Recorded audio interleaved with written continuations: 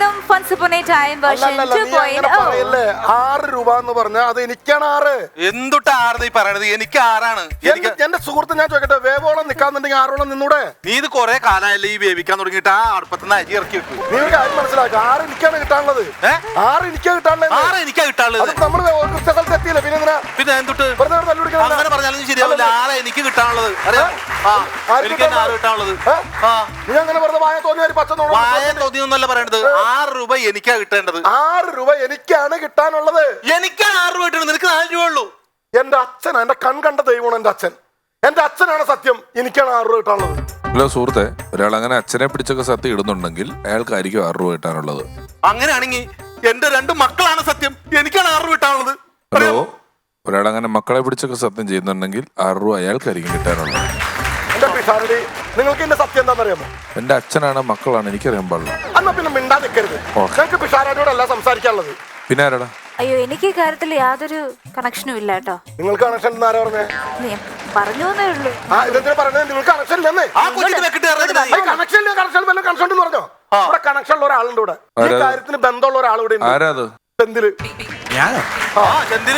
ഞാന് നിങ്ങളുടെ വിഷയത്തിൽ ഞാൻ എന്താ കണക്ഷൻ? എന്തില്ലേ സിനിമാതാരൊക്കെ ആയി കഴിഞ്ഞപ്പോ നമ്മളെ പറഞ്ഞല്ലേ?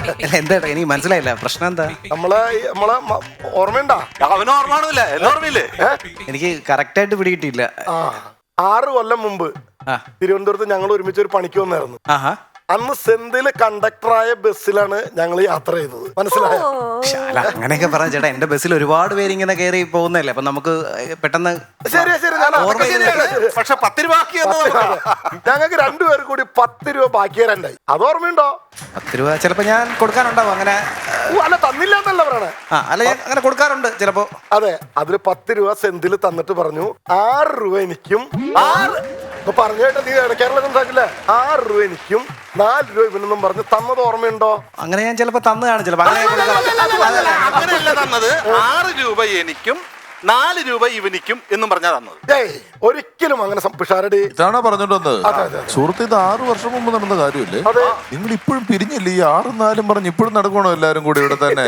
ഞങ്ങൾ പിരിഞ്ഞില്ല എന്ന് മാത്രല്ല, ഞങ്ങൾ ഒന്നിക്കുകയും ചെയ്തു ഈ കേസിൽ. എങ്ങനെ? അതായത് ഈ 10 രൂപ സെന്തില് ഞങ്ങൾക്ക് തന്നില്ലേ?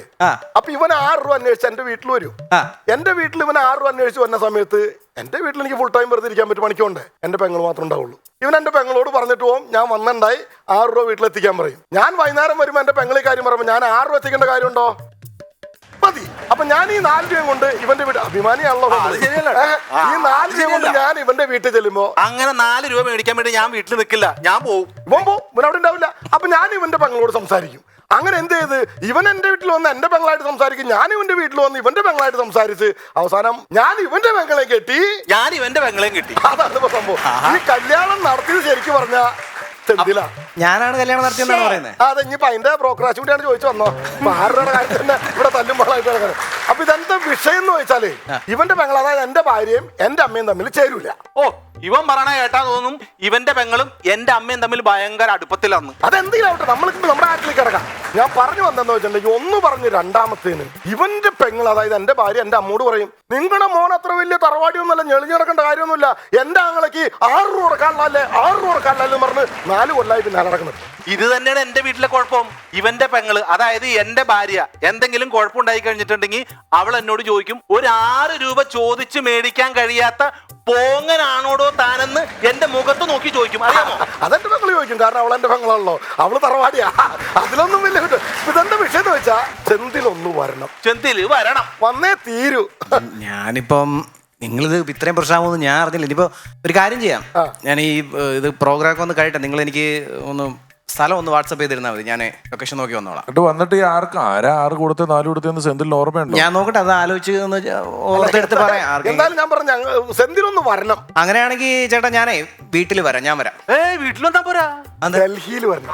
ഓ, ഡൽഹിയിലാണോ പെങ്ങള് താമസിക്കുന്നത്? ഡൽഹിയിലാണല്ലോ സുപ്രീം കോടതി. ഈ കേസ് ഇപ്പൊ സുപ്രീം കോടതിയിൽ നടന്നുകൊണ്ടിരിക്കുക. എന്റെ ദൈവം, ഈ 4 രൂപയുടെ 6 രൂപയുടെ കേസ് സുപ്രീം കോടതിയിലാ? സുപ്രീം കോടതിയിലെ 6 അംഗ ബെഞ്ചിന്റെ മുമ്പിൽ വന്ന് സെന്തിൽ ഒന്ന് മൊഴി കൊടുക്കണം. 4 അംഗ ബെഞ്ച്. 6 അംഗ ബെഞ്ച്. 4 അംഗ ബെഞ്ച്. എടാ പൊട്ട, 6 അംഗ ബെഞ്ചാണ്. പൊട്ട നിന്റെ പെങ്ങള്. എടാ 6 അംഗ പെങ്ങൾ അങ്ങനെ പൊട്ടലാണ്. പെങ്ങൾ പൊട്ടിയല്ലാവുള്ളൂ. പൊട്ട. അയ്യേ. 4 അംഗ ബെഞ്ച്. 4 അംഗ ബെഞ്ച്. 6 അംഗ ബെഞ്ച്. എന്റെ പൊന്ന് സെന്തില് ഏത് സുപ്രീം കോർട്ടിലാന്ന് വെച്ചാ ഒന്ന് പോ. ഞാനിപ്പോ തീർത്ത് കൊടുക്ക്. ഞാനിപ്പോ രണ്ടുപേർക്കും ഒരു 6 രൂപ വെച്ച് കൊടുത്തു കഴിഞ്ഞാൽ ഈ പ്രശ്നം തീരുമോ? ഇല്ല ഞങ്ങൾക്ക് 6 60 വിഷയം, ഞങ്ങൾക്ക് തറവാടുത്ത വിഷയം. സെന്തിലിന്റെ ഒരു കാര്യം അറിയാമോ? എന്റെ ഈ കേസ് വാദിക്കുന്ന ഉമാ ചാറ്റർജി എന്ന വക്കീലില്ലേ, ഒറ്റ സിറ്റിങ്ങിന് 6 ലക്ഷം രൂപ മേടിക്കണേ. 4 ലക്ഷം എനിക്കറിയാം. 6 ലക്ഷം. ചേട്ടാ നിർത്ത്. ഞാൻ വരാം. ഞാൻ വന്നത് പറയാം, മൊഴി പറയാം. അങ്ങനെയെങ്കിൽ നിങ്ങളുടെ പ്രശ്നം തീരുമല്ലോ. ഓക്കെ ആയില്ലേ? സമാധാനമായില്ലേ? ഓക്കെ, ആ കേസ് തീർന്നല്ലോ. അപ്പൊ എന്തായാലും സന്തോഷമായിട്ട് പോയട്ടെ. ഞാൻ വരാം. സമാധാനമായി, പ്രശ്നം തീർന്നത്. ചേട്ടാ വളരെ ഉപകാരം. ഈ കേസുമായിട്ട് നടന്ന് എന്റെ ഒരു 6 ലക്ഷം രൂപ എനിക്ക് ചെലവായിട്ടുണ്ട്. ഓടാ കള്ള, 4 ലക്ഷം രൂപ. 6 ലക്ഷം. 4 ലക്ഷം. 6 ലക്ഷം. 4 ലക്ഷം.